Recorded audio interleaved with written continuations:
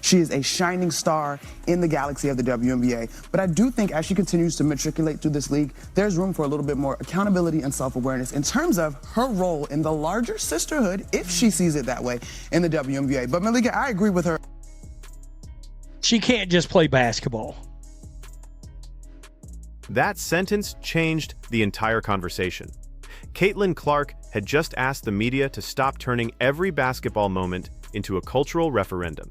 And Monica McNutt's response was that Clark still had a responsibility to something larger than basketball. Hi, sports supporters. We are literally 2 days removed from Caitlin Clark having a dramatic sit-down interview with Malika Andrews of ESPN, and her talking about how much she's fed up with the narratives and the storylines that are going on around her, and she wants to make sure the conversation is steered right back towards basketball.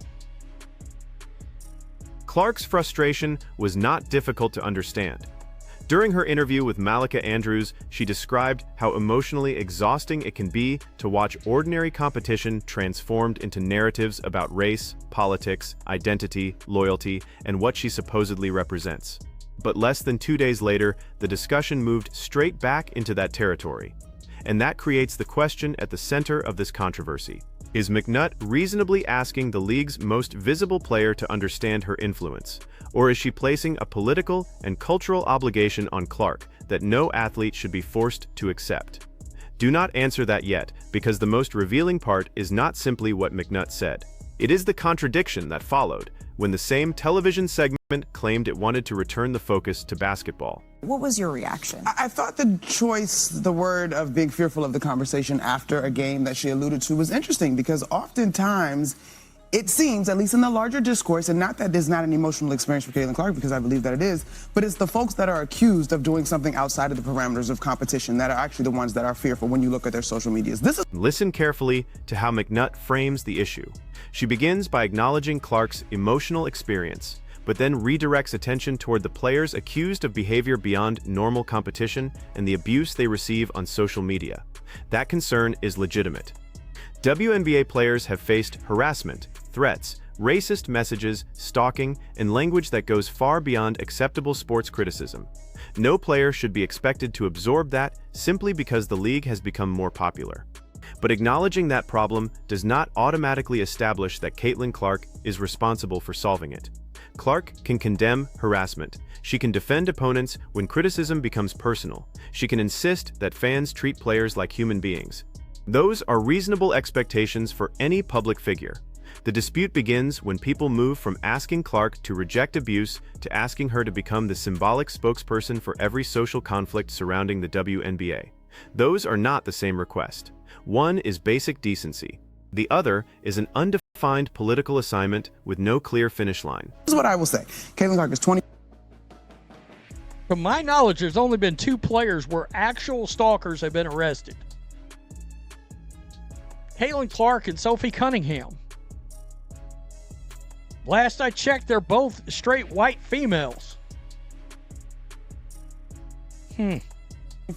She is a shining star in the galaxy of the WNBA. But I do think as she continues to matriculate through this league, there's room for a little bit more accountability and self-awareness in terms of her role in the larger sisterhood, if she sees it that way, in the There is the phrase that ignited the backlash: accountability and self-awareness regarding Clark's role in the larger sisterhood of the WNBA. The problem is that McNutt never clearly defines what Clark has failed to do. What specific statement should she have made? Which incident required a response? What position is she expected to endorse? How frequently must she speak? And who decides when she has demonstrated enough awareness? Without those details, the demand becomes impossible to satisfy. Clark could make a statement today and be criticized tomorrow for waiting too long. She could defend another player and be accused of choosing the safest example. She could discuss racism and be told her language was too cautious. She could avoid politics and be accused of benefiting from silence. That is why the word accountability carries so much weight here. Accountability normally follows a specific action. A player commits a flagrant foul, breaks a team rule, insults an opponent, or violates league policy, the behavior is identified and the consequences can be evaluated. In this discussion, Clark is being asked to answer for an atmosphere created by millions of fans, commentators, anonymous accounts, media organizations, political activists, and competing groups with completely different motives. No athlete controls that machine. WNBA. But Malika, I agree with her. She can't just play basketball. They're saying it right now. And they know, these media members know, Caitlin Clark's fans want this to be about basketball. And the media is telling you, and the other players are telling you, we don't want it to be about basketball. We want her to become a social activist. We know that will piss off her fans, and we're here for it. The original commentator interprets McNutt's remarks as proof that Clark is being told she cannot simply play basketball and must become a social activist. That is one interpretation, but it needs to be separated from what McNutt actually said.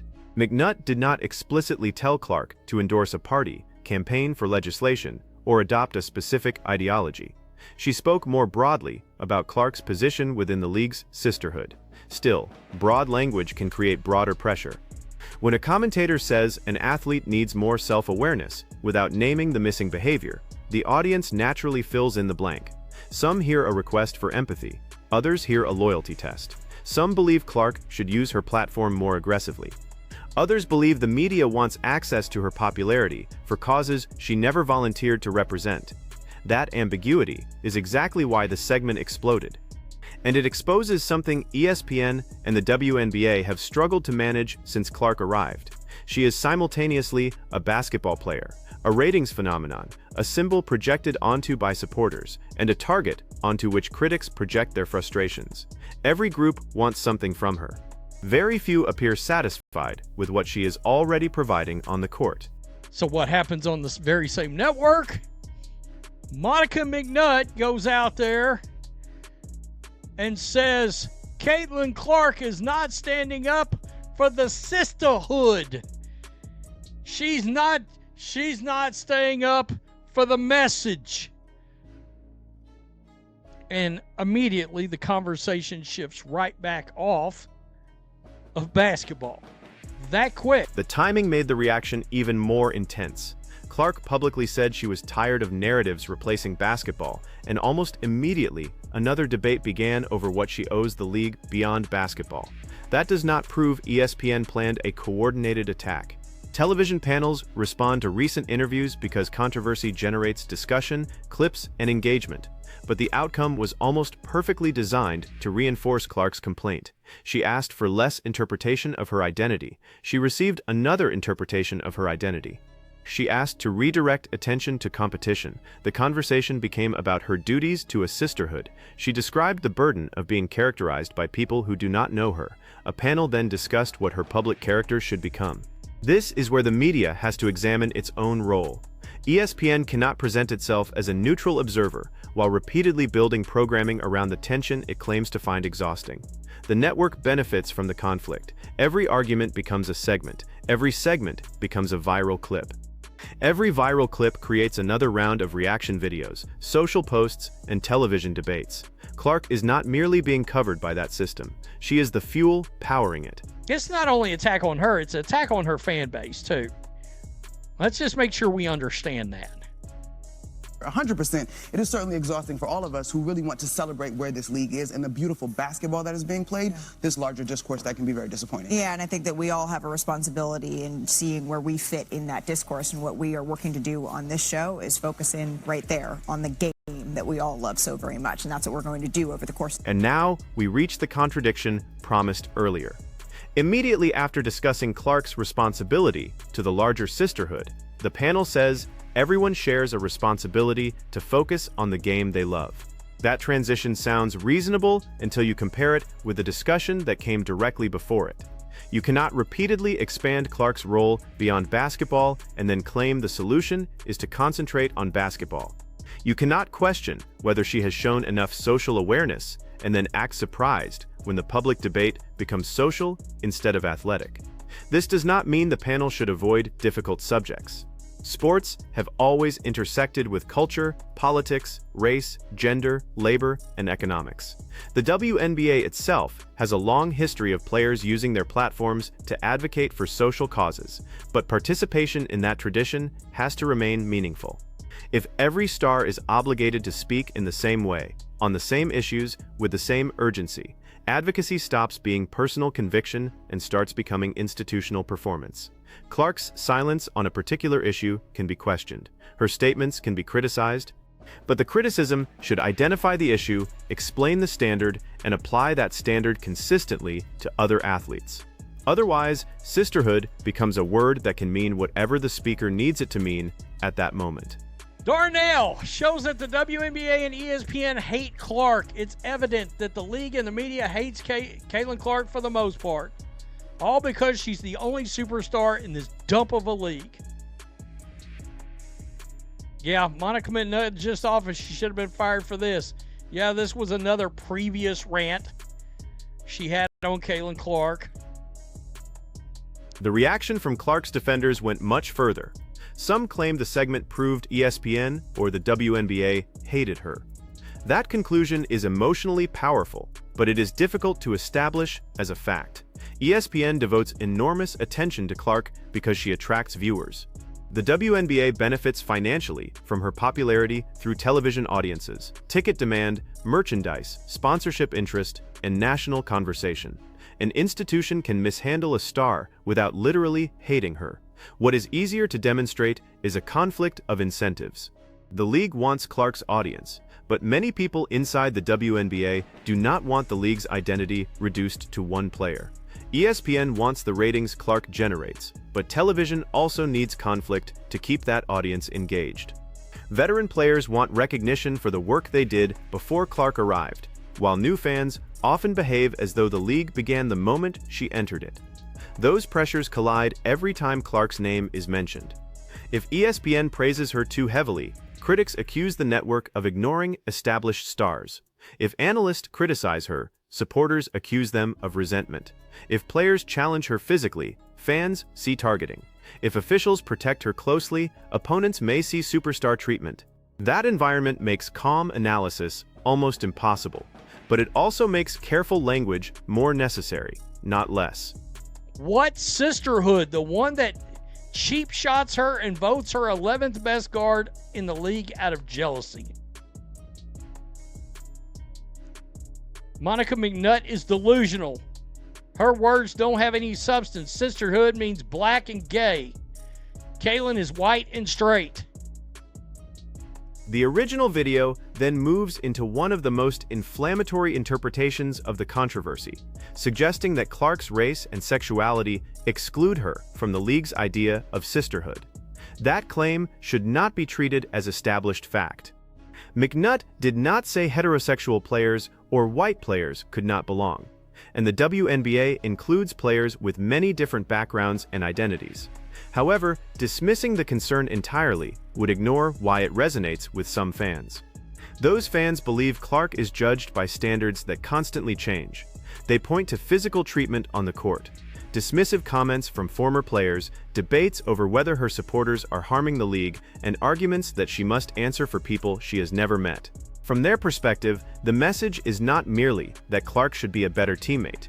It is that she must earn acceptance from a culture that remains suspicious of the audience she brought with her. The important distinction is between perception and proof. There is strong evidence that Clark has become the center of an unusually hostile cultural debate. There is not enough evidence to declare that an entire league rejects her because she is white or heterosexual. Making that distinction matters because reckless accusations produce the same toxic environment everyone claims to oppose. Can I say this right now? And I feel bad for Caitlin Clark because there's nothing she can do that will ever get these other players to like her. There's nothing she can do. She can bend the knee and go on social rants and this and that and the other. They still will not accept her. The commentator argues that nothing Clark does will ever satisfy her critics. That may be exaggerated, but it identifies a genuine trap. Clark's popularity is not neutral. It disrupted the league's existing hierarchy almost overnight. Players who spent years building careers suddenly watched one young guard receive more coverage than entire franchises. Arenas moved games to larger buildings. National broadcasts followed Indiana. Ticket prices changed depending on whether Clark was expected to appear. Conversations about the league's future became conversations about one person. That does not mean veteran players are jealous, and it certainly does not justify assigning motives to individuals without evidence. But it does mean Clark's arrival altered the distribution of attention, money, influence, and status. Whenever one person changes an ecosystem that quickly, resentment becomes possible, even when nobody admits it publicly. At the same time, Clark's supporters have sometimes made the situation worse by treating every opponent as an enemy and every hard foul as evidence of conspiracy. Basketball is physical. Players compete for jobs, contracts, championships, and pride. Clark cannot be respected as an elite competitor while simultaneously being treated as someone opponents are not allowed to challenge. The reasonable position sits between two extremes. Clark is not responsible for every abusive person who uses her name, and she is not immune from criticism simply because some criticism is unfair. Sports Patriot Monica McNutt hears Caitlin Clark explain that the media's false characterizations are emotionally exhausting and immediately responds by falsely characterizing her again. You cannot parody this level of arrogance. ESPN isn't covering Caitlin Clark anymore. It's manufacturing fictional version of her attacking that fiction and calling it analysis. This isn't journalism. ESPN has long since. This is the strongest criticism of ESPN in the source video. The accusation that the network creates a fictional version of Clark, attacks that version, and calls the result analysis. That description is harsh, but there are moments when media coverage follows exactly that pattern. A public figure makes a limited statement. A panel expands it into a broader meaning. Commentators debate the expanded meaning. Social media reacts to the debate. Then the reaction itself becomes evidence for another segment. The original statement disappears underneath layers of interpretation. Clark says she wants basketball to remain central. That becomes a debate over whether she understands her responsibility to the league. The responsibility becomes a discussion about sisterhood. Sisterhood becomes a conflict about race, politics, sexuality, and fan behavior. Then Clark is expected to respond to the conflict created by the response to her original comments. That cycle is profitable because it never truly ends. There is always another angle, always another panel, always another person demanding clarification. And because Clark is careful in interviews, every small phrase is examined for hidden meaning. This is where athletes often lose no matter what they do. A detailed answer creates more material to dissect. A short answer is called evasive. Silence is interpreted as indifference. Emotion is interpreted as hostility. Composure is interpreted as calculation. The only reliable escape would be for the media to lower the temperature, but the temperature is part of the product. Honest reflection, but in totality, Monica, we don't often get to hear Caitlin Clark's perspective in quite this level of honesty. And this is an important conversation to continue to have with empathy for every. You see that graphic in the back? Women's Sports Sundays? Malika Andrews introduced the conversation by emphasizing empathy for everyone involved. That is the correct starting point. But empathy cannot flow in only one direction. Empathy for WNBA players means recognizing the abuse they receive and the pressure created by sudden exposure. Empathy for Clark means recognizing that she entered the league at 22 years old and immediately became responsible, in the public imagination, for its business future, its cultural conflicts, its new audience, and the behavior of strangers online. Empathy for longtime fans means understanding why they do not want the league's history erased. Empathy for new fans means understanding why they become defensive when they believe the player who attracted them is constantly treated as a problem that needs to be managed. A serious discussion can hold all of those truths simultaneously. The failure occurs when one side is given humanity, while the other is reduced to a stereotype. Not every Clark supporter is racist. Not every critic is jealous. Not every veteran player resents her. Not every hard foul is intentional targeting. Not every demand for accountability is an ideological attack. but television rewards categories because categories are easier to debate than human beings. Rumor has it ESPN is already regretting this decision because Sundays now is all about women's sports. They gave up Sunday night baseball, Major League Baseball, to do nothing but women's sports on Sunday. The biggest sports day on the sports calendar of the week. And there's already rumors that ESPN is kicking themselves in the nuts over it. No kidding. Again, Caitlin Clark is the only... Is she the only women's athlete that literally and truly brings in ratings? Outside of maybe tennis? The source video also introduces a business argument, claiming ESPN may regret emphasizing women's sports programming and asserting that Clark is one of the few female athletes capable of consistently producing major ratings. The specific claim that ESPN already regrets its scheduling decisions is presented as rumor and is not verified in the transcript. It should not be stated as fact. The broader business issue, however, is real and central to the controversy. Clark's value is not limited to points and assists. She attracts people who previously ignored the WNBA, and that gives her unusual leverage even if she never publicly uses it. That leverage creates discomfort because sports leagues prefer the brand to remain bigger than any one athlete. The WNBA wants Clark to elevate the entire product. It does not want every broadcast, attendance figure, sponsorship conversation, or media debate to become a referendum on whether Clark is playing. Yet the league cannot simply transfer her popularity to everyone else. Audiences choose whom they want to watch. That is why McNutt's language about the larger sisterhood carries a business dimension beneath the cultural one. Clark is not only a member of a team or league, she is an entry point through which millions of people encounter the WNBA. Some believe that gives her a duty to direct those people responsibly. Others believe the league should be grateful for the attention without placing additional burdens on the person generating it. Now we can finally answer the central question. The real conflict is not that Clark refuses to support the WNBA. Her presence already supports it in measurable ways. The conflict is that different groups disagree over whether economic influence creates a moral obligation to become a public advocate.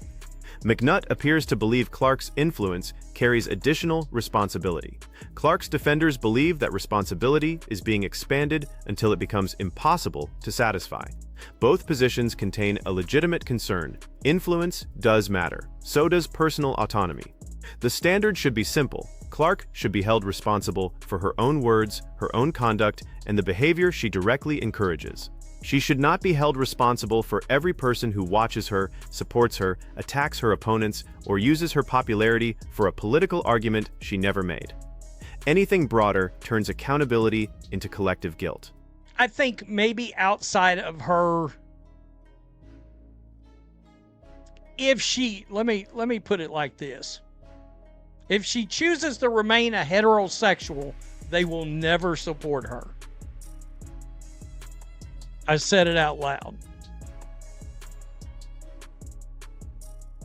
Because, yeah, race is an issue here, but preference, it's the issue here. Massive. Massive. The original commentary ends by arguing that Clark will never be accepted unless she changes fundamental parts of who she is. That goes beyond the available evidence and turns a complicated sports controversy into a sweeping judgment about an entire league. The stronger conclusion is more precise. Clark may never satisfy every faction because the factions want incompatible things. Some want her to speak more. Others want her to stop discussing anything beyond basketball. Some want her to challenge toxic fans directly.